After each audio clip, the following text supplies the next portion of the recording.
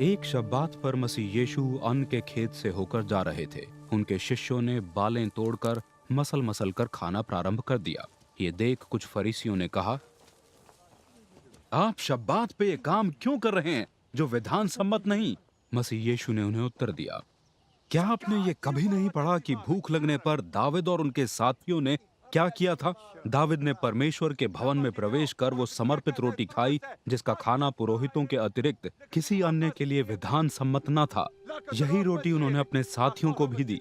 मसीह यीशु ने उनसे कहा, मनुष्य का पुत्र शब्बात का प्रभु है।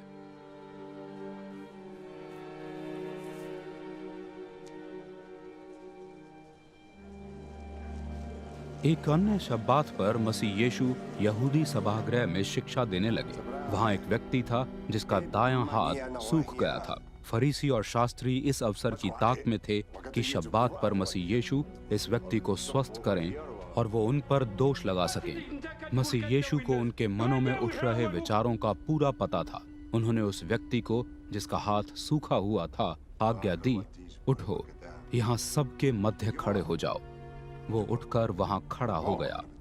तब मसीह यीशु ने फरीसियों और शास्त्रियों को संबोधित कर प्रश्न किया, ये बताइए, शब्बात पर क्या करना उचित है, भलाई या बुराई, जीवन रक्षा या विनाश? उन सब पर एक दृष्टि डालते हुए मसीह यीशु ने उस व्यक्ति को आज्ञा दी, अपना हाथ बढ़ाओ। उसने ऐसा ही किया। उसका हाथ स्वस्थ हो गया था। ये देख फरीसी और शास्त्री क्रोध से जलने लगे। वे आपस में विचार विमर्श करने लगे कि मसीह यीशु के साथ अब क्या किया जाए।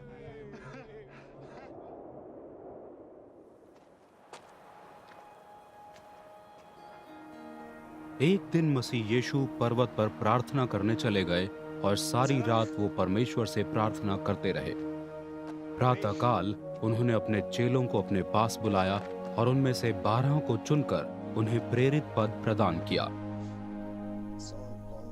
शिमोन, जिन्हें वो पतरस के नाम से पुकारते थे, उनके भाई आंद्रयास, याकूब, योहन, फिलिपोस, बार्थोलोमेयास, मत्ती, थोमास, हल्फयास के पुत्र याकूब, राष्ट्रवादी शिमोन, याकूब के पुत्र यहूदा तथा कारियोतवासी यहूदा जिसने उनके साथ धोखा किया।